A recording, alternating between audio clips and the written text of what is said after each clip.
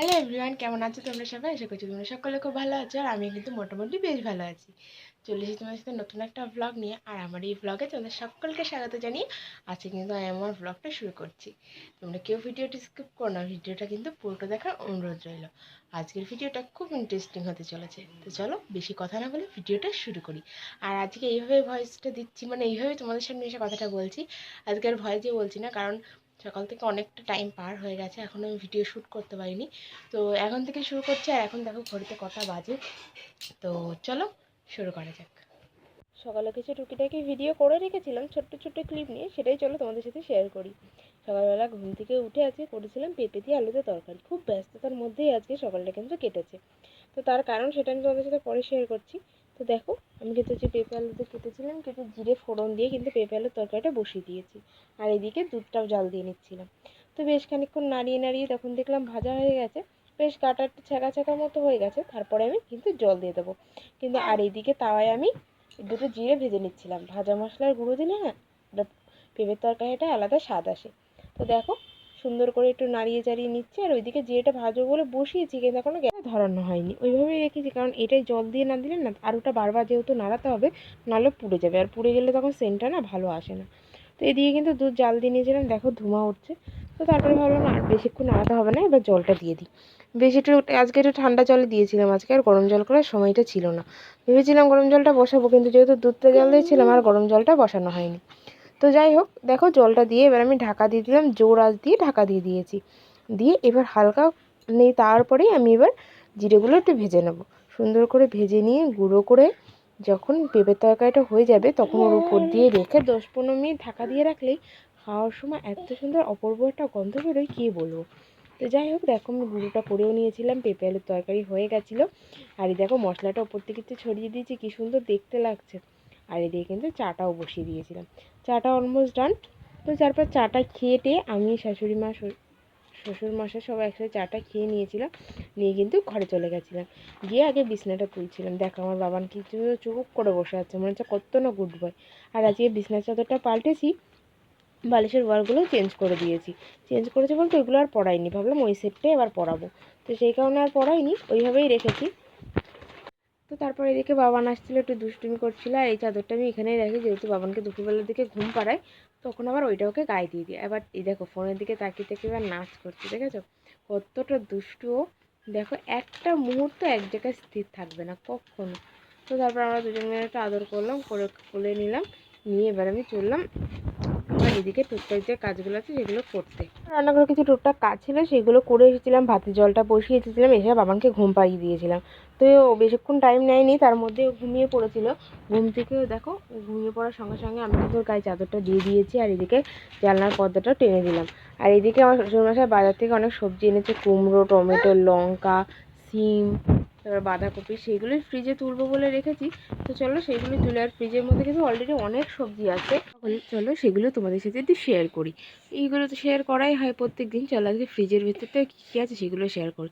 দেখো গাজর আছে, বিনস আছে, এদিকে কুমড়ো আছে, এদিকে কুশি আছে, তারপরে আরও অনেক অনেক সবজি আছে। বেগুন আছে, সিম আছে, তারপরে কচুরমুখী আছে, অনেক অনেক সবজি আছে। বাঁধাকপি তো নিয়ে আসলো। এইভাবেই সব সবজিগুলো কিন্তু একটার পর একটা গুছিয়ে রাখছিলাম, কারণ ড্রয়ারটার মধ্যে রাখলে না সুন্দরভাবে গুছিয়ে রাখলে সব জিনিসগুলো ধরেও যায় আর কোনো প্রবলেমও হয় না। তো সেই জন্য চেষ্টা করছিলাম সব জিনিসগুলো সুন্দরভাবে গুছিয়ে রাখার। তো দেখো এক একটা একটা করে কিন্তু সব জিনিসগুলো, আদা দেখো এর ভেতরে আদাও রাখা আছে, চুই ঝাল রাখা আছে। কিন্তু এর ভিতরে আমার শ্বশুরমশাই বেগুন, চুই ঝাল এগুলো নিয়ে যেতে বলেছে। তো সেইগুলোই নিয়ে গেছিলাম। নিয়ে তারপরে যখন রান্নাঘরে যাই, গিয়ে দেখি শাশুড়ি অলরেডি করছে। তো মাকে বললাম তুমি একটু নাড়াও, আমি একটু জলগুলো ভরে নিই। মা সেটাই করছিল। মা দাঁড়িয়েছিল, আমি বললাম তুমি একটু নাড়িয়ে দাও। তো সেই জন্য মা নাড়িয়ে দিচ্ছিলো, আর আমি এদিকে জলগুলো ভরছিলাম। বললাম তুমি নাড়াতে লাগাও, জলের বোতলগুলো ভরে নিই, তুমি যখন দাঁড়িয়ে আছো। মা বললো ঠিক আছে আমি নাড়াচ্ছি, তুমি জলগুলো ভরে নাও। এদিকে দেখো মেটে আলুদের মানে পালং শাক হবে, সেই জন্য আমি বেগুনটা ভাজছিলাম। মাকে বললাম বেগুনটাই তুমি নাড়াও। আর এদিকে আমি কিন্তু বইটারি সব ভেজে রেখেছি। তো তারপরে বেগুন টেগুনগুলো লাভিয়ে নিয়েছিলাম। নিয়ে দেখো এদিকে কিন্তু মাছের ঝোল কিন্তু বসিয়ে দিয়েছি বাবানের। তো দেখো আমার পালং শাক কিন্তু কমপ্লিট। এবার বাবানের মাছের ঝোলটা বসিয়ে দিয়েছে। আর এদিকেও কিন্তু 2-3 ভাগের আলু কাটা আছে, মানে 2-3 রকমভাবে 2 রকমের মাছ এনেছে, সেই 2 রকমের মাছ দিয়ে কিন্তু হবে। আর এদিকে দেখো সব জামা কাপড় আমি কেচে দিয়েছি আজকে, কিন্তু ওয়েদারটা একদম বাজে। একটু চিচির চিচির বৃষ্টি হচ্ছিল পরে, কিন্তু এখন কোনো বৃষ্টি হচ্ছে না, পুরোটা মেঘলা হয়ে আছে। আর এদিকে আমার শ্বশুরমশাই দেখো কত মাছ এনেছে, সেগুলোই কাটছিল। আর আমি এদিকে বাসন টাসনগুলো মেজে নিয়েছিলাম, নিয়ে আমার কিন্তু ওইদিকে বাবানের মাছের ঝোলও হয়ে গেছে। তারপরে আমি আলুগুলো ভাজছিলাম, আর বাবা উঠে ওর দাদা মাছ কাটছে সেটাই ও দাঁড়িয়ে দাঁড়িয়ে দেখছিল। তো তারপর ওকে একটু লেবুর রস করে দিয়েছিলাম, লেবুর রস করে খাওয়াবো আর কি। তো তারপরে দেখো ওনার কাছ থেকে গুড় কেনা হলো, আমাদের ঝোলা গুড় দিয়ে রুটিটা খুব খাওয়া হয়, সেই কারণে ঝোলা গুড় কেনা হলো। আর এদিকে দেখো আমি সেটাই একটু তুলে রাখলাম, আর এদিকে আমার শাশুড়ি মা মাছ ধুচ্ছিলো। তো তারপর ওইদিকে টুকটাক অনেক কাজ সেরে এসেছিলাম, বাবানকে চান টান করে খাইয়ে দিয়ে শাশুড়ি মার কাছে দিয়ে এসেছিলাম, দিয়ে কিন্তু সুন্দর করে ঘরটাও মুছে নিচ্ছিলাম। প্রত্যেক দিনই রুটিন এটা, আমি আর কোনো কাজ করি না করি এভরিডে আমি ঘর মুছি। সবসময় ঘরটাকে যত ক্লিনভাবে রাখবে, যে লোক কেউ আসলেও তোমার ভালো লাগবে, বা কেউ বললেও তোমার ভালো লাগবে, নিজেরও একটা স্যাটিসফাই মনে হয় যে না, নিজে সব জিনিস কিছু গোছানো থাকলে না নিজেরও খুব ভালো লাগে, নিজেকেও খুব পরিপূর্ণ বলে মনে হয়। তো তারপরে আমি জামা কাপড়গুলো ভাঁজ করছিলাম, আর এদিকে বাবানকে গামলাটা দিয়েছি যে তুই এটা নিয়ে খেল, আমি এগুলো ভাঁজ করিনি, নাহলে ও আমাকে একটা জিনিস ভাঁজ করতে দেবে না, সবগুলো এলিয়ে টেলিয়ে দেবে। দেখো ভাঁজ করতে করতে অনেকগুলো এলিয়ে দিয়েছে। তো তোমরা দেখতে থাকো, তাহলেই সবটা বুঝতে পারবে।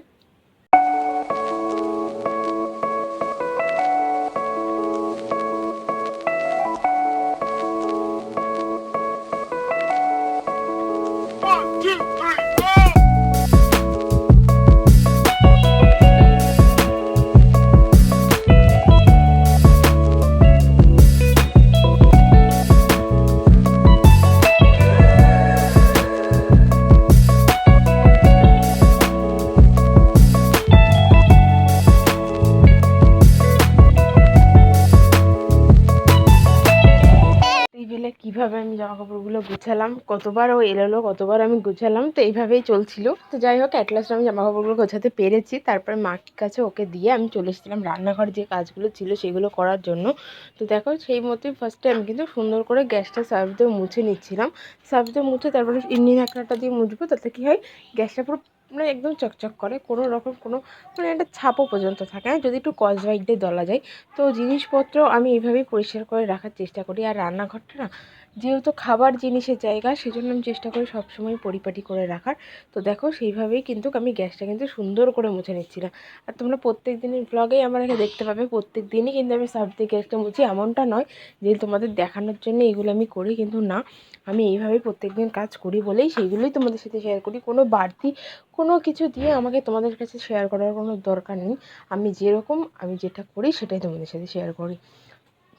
যাই হোক, দেখো কথা বলতে বলতে কিন্তু আমার গ্যাসটা মোছা পুরো অলরেডি কমপ্লিট। তো তোমাদের একটু দেখিয়ে দিই, দেখো গ্যাসটা কিন্তু পুরো মোছা হয়ে গেছে। তো তারপরে এই জানলাগুলো দিয়ে দিয়েছিলাম, আর জানলাগুলো না এই ছোপ ছোপগুলো হয়তো দেখে তোমরা মনে করবে এটা নোংরা, কিন্তু না, এটা এরকম দাগ হয়ে গেছে, কোনোভাবেই তোলা যায় না, কিছু করার নেই। তো তারপরে আমি এদিকে রান্নাঘরটা ঝাড় দিয়ে মুছে নিয়েছিলাম, নিয়ে এবার দেখো উঠোনের যেসব একটু রোদ বেরিয়েছে হালকা হালকা, জামা কাপড়গুলো শুকিয়ে যাবে, কিন্তু শুকায়নি, পরে আবার বৃষ্টি হয়েছিল। এদিকে দেখো এত বাসন। তো চলো বাসনগুলো মেজে নিই।